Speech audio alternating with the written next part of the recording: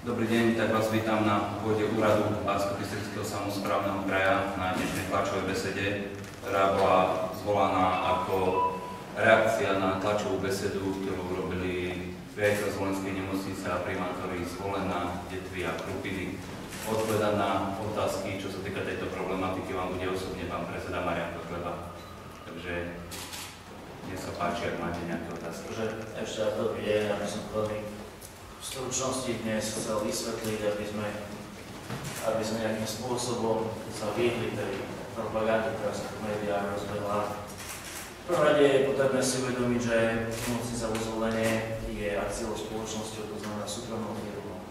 Nerozprávame sa teda o nemocnici ako také, o nemocnici, ako poznali ľudia z čias bývalého režimu, ale o súkromnej firme. Ja nevidím dôvod, aby sme menili podmienky pre súkromnú firmu len preto, že táto firma jednoducho nevie výjsť s podmienkami, s ktorými získala, s ktorými sa prihlásila do tej súťaže o nájom nemocnice alebo respektíve toho nemocničného komplexu v meste Zvolen. To by sme mohli všetkým súkromným firmám na základe ich nejakých ekonomických požiadaviek ustupovať, znižovať nájmy a takéto výrazné zníženie nájmu, aký požaduje nemocnica vo Zvolene, respektíve tá akciová spoločnosť, ktorá stojí na nemocnici vo Zvolene, je jednoducho neprípustné.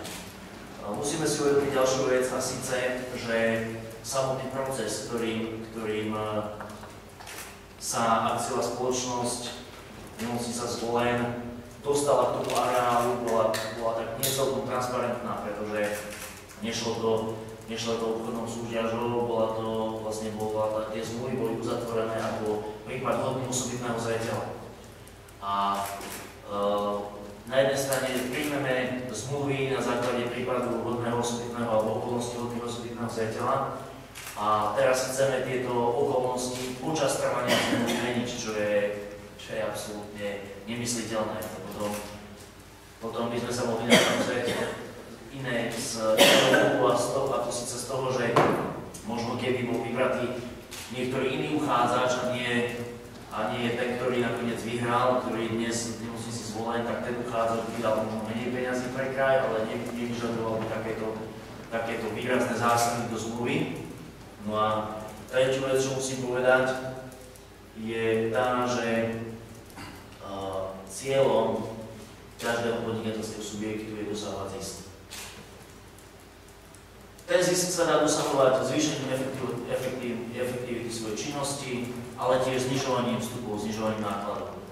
Banskobystrický samosprávny kraj nemá vo svojich originálnych ani prenesených kompetenciách povinnosť znižovať vstupné náklady pre nejaké súkromné firmy. Našou povinnosťou je čo najhospodárnejšie pracovať s verejnými financiami a v zmysle zásad hospodárenia sa starať o zverejný majetok. Našou povinnosťou je starať sa o tie peniaze, starať sa o ten majetok tak, aby z neho mali čo najväčší osob obyvateľia kraja. Nepokladám ja osobne za účelné, účinné a efektívne staranie sa o zdroje zverejných financií spôsobom, že budeme znižovať výrazným spôsobom nájom súkromnej firmy. Táto výrazná zmena nájmu, ktorú vyžaduje skupina poslancov, by znamenala, že obyvateľia Banskobystrického samosprávneho kraja by do ukončenia nájomnej zmluvy v roku 2035 prišli takmer o 11 miliónov eur. To je náš pohľad na vec a ja nevidím dôvod, prečo by sme mali ustupovať súkromnej firme, ktorá síce je zastúpená obrovskou a silnou finančnou skupinou, ale viete, my sme tu preto, aby sme zastávali alebo snažili sa pracovať v prospech všetkých obyvateľov kraja a nie len v prospech jednej alebo viacerých finančných skupín. Ten tlak mediálny, ktorý vznikol, respektíve celkovo aj tá skupina poslancov, ktorá vznikla, aby presadzovala túto úpravu zmluvy, ja to vidím ako čisto politickú záležitosť, pretože neviem, či ste sa trošku zaujímali o pozadie tejto firmy, ale je možné, veľmi jednoducho je možné vyhľadať prepojenia, obchodné prepojenia medzi firmou AGL a špičkou politickej strany Smer sociálna demokracia. Takže aj z tohto pohľadu to vnímam politickú záležitosť a my sme tu na to, aby sme riešili potreby ľudí a neriešili politické tlaky a snahy dostať sa veľmi vlastno k 11 miliónov eur. Z mojej strany asi všetko. Ak máte vy nejakú otázku, nech sa páči, poprosím konštruktívne a veci. Nech sa páči. Dáme predvedení slajdu, ja som mal niekoľko krátky otázok, jedna taká technická. Tá firma išla do súťaže, ale v podpise tej zmluvy už bolo takéto nájomné, ale dodatočne sa upravilo. Tá firma bola vlastne, tá zmluva bola uzatvorená ako prípad hodného odsúdneného zreteľa. Nešlo to do súťaže, išlo to v podstate výberových konaní, kde samotná firma si stanovila toto nájomné. Dobre. Je možný scenár, aj to ohlásili poslanci väčšinového klubu regionálneho parlamentu, že odsúhlasia zmenu toho nájomného a prípadne aj prelomia vaše veto, na ktoré máte nárok. Čo robíte v takom prípade? Hovorili ste tu, respektíve naznačovali ste, že podľa zákona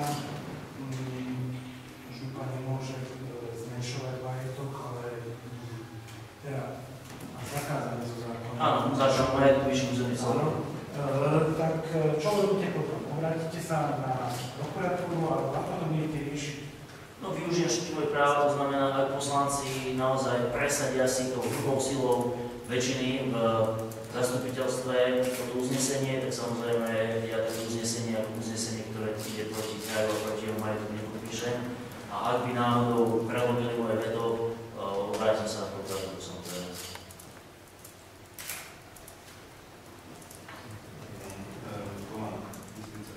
Čo sa týka zmluve, tej platnej zmluve, je možnosť teda nejakých zmien, predpokladám, iba po dohode teda partnerov, alebo ten nájom je proste nezmeniteľný. Tá zmluva, čiste zoznam.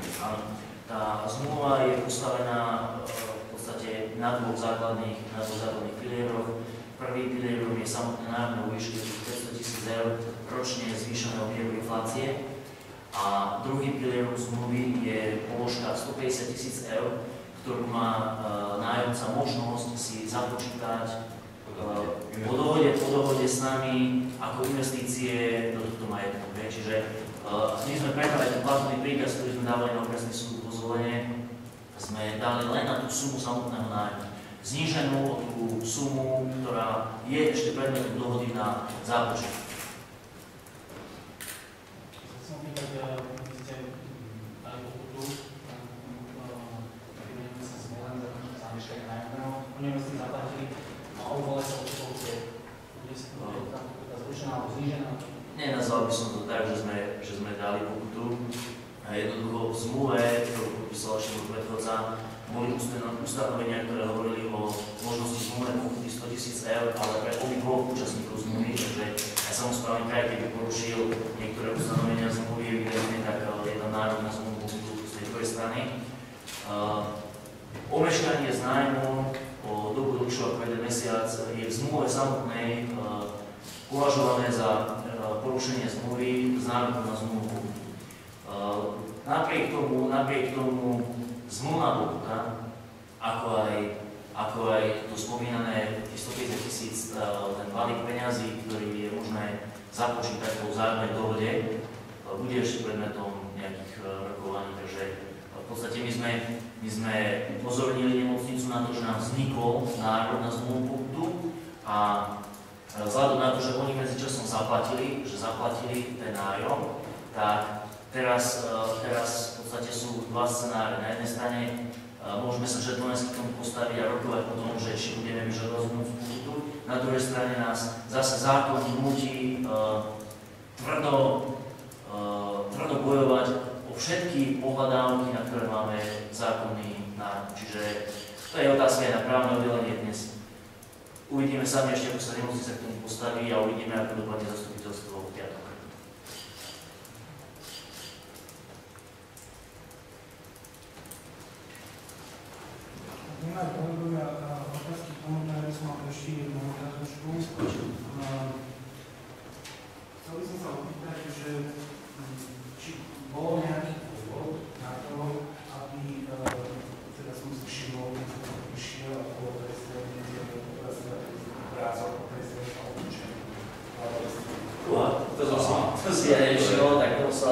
Viete, ja som do tejto miestnosti prišiel až po vás, takže to Určite nemá nič spoločné. To je zaujímavá vec. Ale to vyzerá skôr ako sabotáž. Určite my takéto niečo nevyšíme. Jasné. Jasné. Ako mali ste právo odstrániť vlajku, Jasné, nie. Ako nech je prezident ktokoľvek, je to proste, je to najvyšší predstaviteľ štátu a tá úcta tam musí byť, že toto určite nie je dielo našej nejakej práce. Môžem vám povedať, že teda tento obraz pána prezidenta Kisku tu bol zavesený ešte predtým, než nám z prezidentskej kancelárie pozreli oficiálnu verziu a oddelenie podporných služieb to vyhľadalo na internete, takže to bolo ešte skôr, než mohlo byť zavesený. Vráťme sa k téme. Bola som včera na tej tlačovej konferencii. Na jednej strane vy hovoríte, že teda musíte sa raz zasadzovať o to, aby teraz ste získali všetky peniaze do kraja. Oni si na druhej strane tvrdia, že tie peniaze, ktoré by bol znižený ten nájom, povedzme tých 450 000, by výrazne pomohlo v pokračovaní modernizácie a to je tiež prospech občanov tohto kraja. Je to spádové územie 100 000 ľudí, takže neberíte to aj tak, že teda bolo by treba zvážiť, že pre koho to bude prospešné. Lebo teraz nemyslím si, nemyslím si, že tá firma by chcela peniaze ako pre seba, aby si ich ujala. Keď zoberieme tento scén. Dobre, tak ešte raz musím to zopakovať. To akciová spoločnosť, ktorá je predmetom činnosti alebo hlavným cieľom činnosti dosahovania ekonomického zisku. To nie je nejaká charita, ktorá v podstate išla do Zlotskej nemocnice preto, aby pomáhala ľuďom. Jednoducho je to normálny obchodný vzťah, kde máme uzavretú nájomnú zmluvu s výškou nájomného, ktorú si navrhla samotná nemocnica, respektíve tá akciová spoločnosť. Takže ja to dnes vidím ako maximálne účelové. Maximálne účelové, pretože pokiaľ som si ja pozval ten spis v výberovom konaní, lebo nebola to súťaž, bolo to výberové konanie, bolo viac tých uchádzačov, keď to môžem tak nazvať, a boli tam ponuky, ktoré boli síce menej cashových peňazí sa ponúkalo, ale boli oveľa transparentnejšie a neboli tam žiadne dodatočné nejaké nároky, či na zápočty, nájmu a tak ďalej. Takže možno, že keby vtedajšie vedenie kraja vybralo iného uchádzača, tak dnes nemusíme riešiť túto otázku. Čiže viete, toto, čo vy hovoríte, to sú len také špekulácie, že komu by to poslúžilo a tak ďalej. Ja to jednoducho vidím zo zmluvy, že zo zmluvy by to poslúžilo akciovej spoločnosti, nie obyvateľom kraja. Obyvateľom kraja poslúži tých 11 miliónov eur, ktoré sa dajú použiť na cesty, na školy, na domovy sociálnych služieb. Toto sú naše kompetencie. Naše kompetencie, znovu musím zopakovať, nie sú na to, kraj to nie je na to, aby dotoval alebo sanoval ekonomiku súkromných firiem. Keď sa na to chceme pozerať takýmito očami, týmto pohľadom, ktorý ste navrhli, tak ja potom musím povedať, že naozaj je jednoznačnou chybou, že dnes zdravotníctvo manažujú súkromné firmy a že zo zdravia obyvateľov sa robí obchod. Potom by sme sa museli vrátiť úplne k verejnému zdravotníctvu a potom sa môžeme rozprávať a pozerať sa na to očami alebo pohľadom, o ktorom ste to rozprávate vy, ale dnes sa musíme na to pozrieť ako na jednu z XY súkromných firiem podnikajúcich v našom kraji. To, že majú najmä areál nemocnice, to je jednoducho iba technický detail. Je to budova, kraj nevlastní licenciu na prevádzku nemocnice a nemá ani s firmou Agro zmluvu na výkon vo verejnom záujme, tak ako je to napríklad so sadkami. Treba sa na to dívať, že je to budova, majetok. A za tých podmienok, ktoré oni žiadajú, by sme tento majetok zadarmo dali na 20 rokov. Nehovoriac o tom, že v tom dodatku, ktorý tá skupina poslancov chce schváliť, sú také ustanovenia, ktoré by boli absolútne nevýhodné pre kraj. To znamená, tam nejde len o 90% zníženie samotného nájmu. Tam ide aj o tie pravidlá tých investícií, tých zápočtov za investície do majetku a tak ďalej. Bola by to po schválení týchto poslancami navrhovaných zmien, by to bola, poviem to tak, čistá čierna diera pre kraj a čistá zlatá studňa pre súkromnú firmu. A poviem ešte jeden príklad, ktorý ma v tejto súvislosti napadol a ktorý je taký síce veľmi zjednodušený, ale o to názornejší.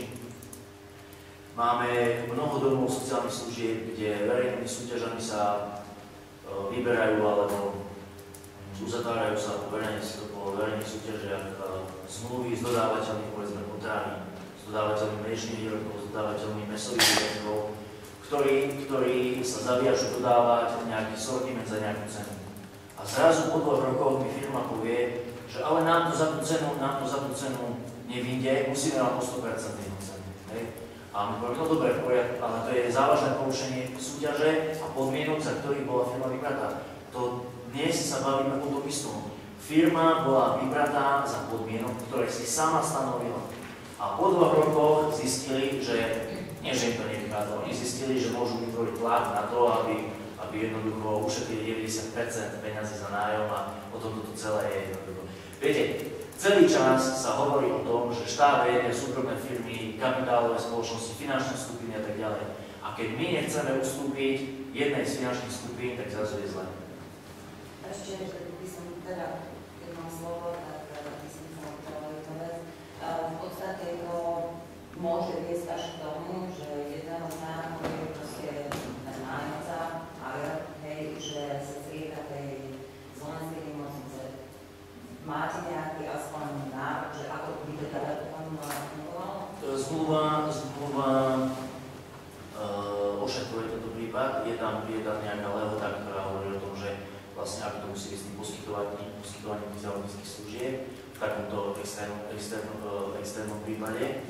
Ale ja si nemyslím, že by oni nemali záujem pokračovať v tej činnosti, pretože znova zopakujem, hlavným cieľom tej spoločnosti je dosahovanie ekonomického zisku. Stačí, keď si pozriete, ako hospodárila skupina AGL v Českej republike posledný rok, nájdete si to sami, mám nejaké čísla, ale však ste z médií, nájdete si to sami, budete prekvapení.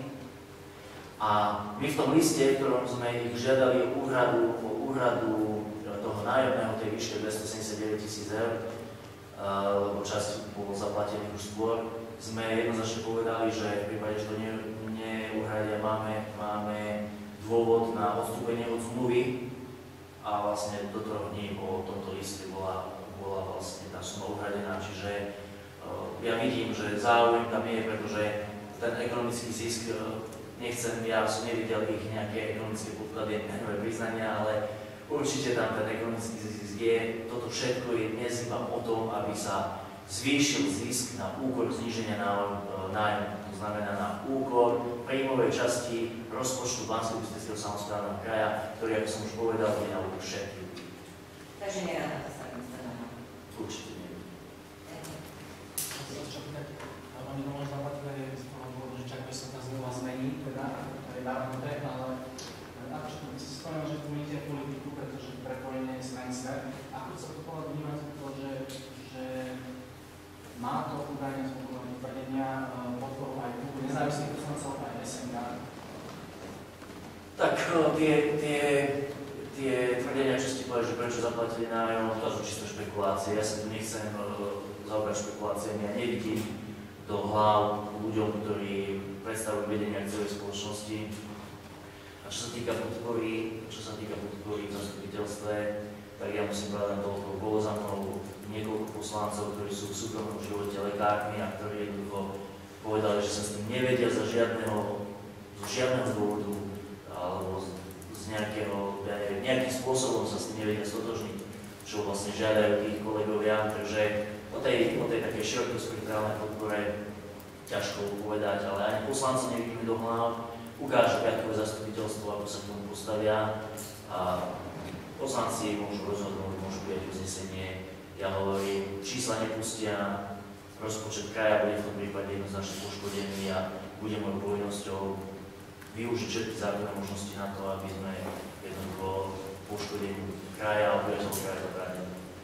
Musím ešte dodať, že pri podpise zmluvy s touto firmou kraj uhradil záväzky predchádzajúce nájomcu za 7 miliónov eur v Zvolenskej nemocnici, až potom nastal podpis tejto firmy. Čiže kraj investoval do Zvolenskej nemocnice, kde bolo sídlo župana, teda odkiaľ pochádzal bývalý predseda kraja, 7 miliónov eur a potom bez výberového konania vybral túto firmu, ktorej chce ďalej odpustiť 11 miliónov eur. To je 20 miliónov eur a neviem, koľko to na Slovensku.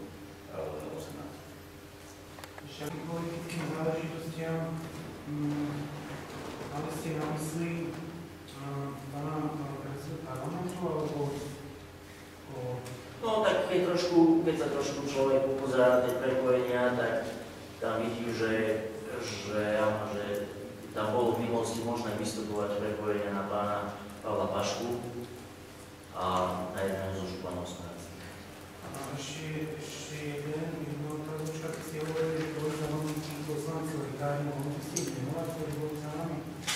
Ukáž sa tam zastupiteľstvo, nechcem mená hovoriť o to. Viete, oni neprišli za mnou s tým, že vám to dá pustiť do médií, pretože boli to aj predstavitelia poslaneckého klubu Smer, KDH, čiže oni to aj prišli tak, že prišli 28 názor. Takže ja som to tak aj zobral. Uvidíme, viete, možno, že piatkové hlasovanie ukáže niečo iné, ale ja nemám dôvod neveriť tým ľuďom, lebo oni nemali žiadny dôvod, aby prišli a povedali, nesúhlasíme s tou nemocnicou, napriek tomu prišli a povedali. Ešte keď ste hovorili o tom rozpočte, tak včera tam poslanci, ktorí boli na tej vážu, teda povedali, že práve naopak v tom rozpočte už bola rozpočtovaná suma so znížením nájom, takže nevidíte práve o tie peniaze v rámci teda rozpočtu. To len ako poznámku. No, to sú zase špekulácie, viete, my musíme vychádzať hlavne zo zmluv. A zmluvy sú uzavreté, zmluvy sú platné a zmluvy hovoria o tom, na koľko peňazí a za čo máme nárok. A peniaze, ktoré dosiahneme, alebo získame, alebo vybojujeme, tie peniaze sa stávajú vlastne zdrojom rozpočtu BLSK. To je to skutočný rozpočet. Ak môžem ešte v inom zmluvnom vzťahu so Srbkami je opačná situácia, kde teda kraj by chcel znižiť tie poplatky, čo platí. To sú overené záujmy. A to je zmluva o verejnom záujme, to je úplný rozdiel. Lebo ste spomínali, že chápem to z toho uhla pohľadu, že by sa povedať na to, že by sa znížil objem prostriedkov do rozpočtu. Na úkor občanov. Než to keby sa teda v tej aby sa naopak teda, že to vlastne ten istý. To sú porovnávanie hrušky s jablkami. Sadky majú zmluvy na výkon vo verejnom záujme. Táto zmluva tu je zmluva na nehnuteľnosť so súkromnou kapitálovou spoločnosťou. Mesto, teda kraj, nemá priamo z nemocnicou zvolen ani licenciu, má vlastný len budovu, majetok. Ako náhle sa ten nájom zníži, tak si to zaplatia všetci občania kraja. Ja som sa len spýtať, je to trošku mimo, že akom stave, alebo či tam sa myšlíte nejaké dohode, že sa ho podarí, no to sa zniží. No, veľmi krátko tým sa musím zareagovať. Vieme, že tie zmluvy, ktoré sú otvorené nevýhodné pre samosprávny kraj, podpísal ešte bývalý župan pán Kograč do roku 2018 a je našou povinnosťou snažiť sa zlepšiť tie podmienky v tých zmluvách tak, aby boli výhodnejšie pre samosprávny kraj, ale aj pre samotných občanov ako cestujúcich. Čiže to je vlastne našou implicitnou povinnosťou, takže my nemôžeme teraz dávať do súvisu tie veci, lebo je predsa našou povinnosťou bojovať o to, aby sme tu vybojovali ten nájom, ktorý nám patrí, a na druhej strane sa snažili čo najlepšie podmienky vybojovať aj čo týka dopravcov. Čiže to určite nie je, že opačné garantuje skôr práve to isté, že snažíme sa aj tu, aj tam bojovať za to, aby čím lepšie podmienky a čím viac peniazí išlo do rozpočtu samosprávneho kraja. To som myslel, že tu má záujem tá firma, Ja áno, samozrejme. To sú dve veci. To je zmluva o výkonu vo verejnom záujme a potom je tu nájomná zmluva so súkromnou spoločnosťou.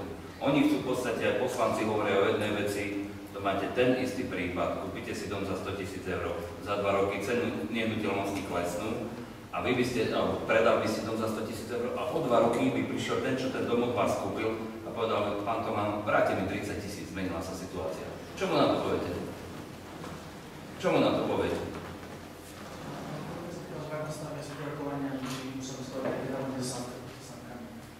Zatiaľ vlastne tie zmluvy sú tak zabetonované, keď tak poviem, že v podstate to závisí na ich dobrej vôli a ja čím ďalej, tým viac nechápem, čo tu tí moji predchodzovia robili, lebo niektoré tie veci sú tak nevýhodné pre kraj a pre ľudí, že sa nestíham čudovať. Ale vráťme sa k nemocnici, dnes sme tu boli v nemocnici Slovenskej. Som sa pýtala po všeobecnosti a fungovania vyššieho vzťahu tých zariadení, ktoré ešte spadajú pod krajinu reálne ako model fungovania tých 4 zdravotníckych zariadení, ktoré spadajú pod kraj, to znamená žiadne ručenie, výmazka smluvy. To už nie sú naše nemocnice. Odhľadnúc od tých zmluv, ktoré sú aktuálne, že aký bol podľa vás ideálny. To už nie sú naše nemocnice, ale tie nemocnice nepatria pod kraj, to je prvá vec a môj pohľad na ideálny model. Môj názor je verejné zdravotníctvo, určite. Verejné zdravotníctvo a znova to musím zopakovať, my nemôžeme robiť z životov a zdravia obyvateľov biznis, viete, pretože spoločnosť, ktorá prevádzkuje nemocnicu, sa dnes na vás nepozerá ako na človeka, ale pozerá sa na vás, koľko za úkon, ktorý vám urobia, koľko dostanú poisťovní peňazí a či sa im to oplatí alebo nie. A keď sa im to jednoducho neoplatí, tak vás prevezú do inej nemocnice, do štátnej, ktorá to musí spraviť. To je veľmi zlé. Ľudia, keby uznali ten mechanizmus, ako to funguje, tak by sa určite tak spokojne nespávali, lebo by zistili, že dnes sú iba mäso, kus mäsa, na ktorom tieto spoločnosti chladnokrvne kalkulujú, či sa im oplatí toho človeka, liečiť, operovať, alebo či sa im to neoplatí. Takže my, ak chceme naspäť zdravotníctvo, spraviť zdravotníctvo jedine verejné. Verejné teda štátne, župné, mestské. Asi štátne.